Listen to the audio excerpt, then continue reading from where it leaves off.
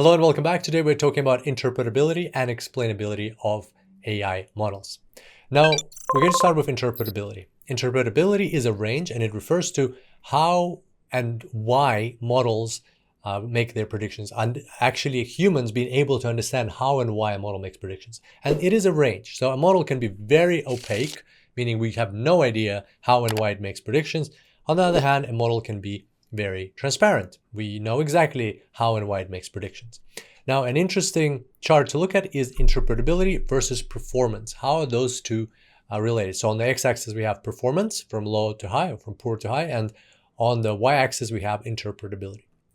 Now, a simple model like linear regression is highly transparent. It's very easy to understand how and why it makes predictions. We can look at the inner workings. We can look at the coefficients and understand it. But that usually, but at the same time, it's not the highest performing model. It can perform really well in certain use cases, but on average, it's a poorly performing model compared to other models. Then we have decision trees, which are a bit less transparent, a bit harder to understand their inner workings, how and why they make predictions, but they're usually typically better performing than linear regressions, especially on certain tasks. Then we move on to logistic regression, naive Bayes, ensemble methods, and all the way to neural networks. We're not showing all the machine learning models here. These are just a couple famous selected ones here. But as we can see, there is a trend that typically, again, it depends on the use case, but typically on average, more complex models tend to be higher performant, but less interpretable. It's really hard to understand, for example, how and why a neural network makes certain decisions, more like a black box. On the other hand, simpler models like linear regression tend to be more transparent, but also have poorer performance in comparison and on average.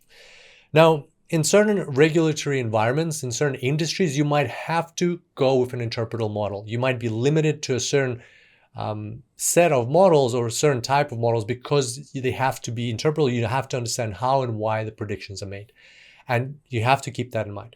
On the other hand, if you are okay to use opaque models, if your industry or regulatory environment permits that, then you still have the benefit of explainability. So you might not know how and why a model makes predictions, but you can explain it to some extent. And explainability is like exactly that. It's the extent to which a human can understand or explain why it's the extent to which a human can explain the behavior of a model without knowing fully the inner workings of that model. So what we could do here for explainability is we could build something like a PDP chart or partial dependency plot. And basically what it's showing here is that we've got some input value.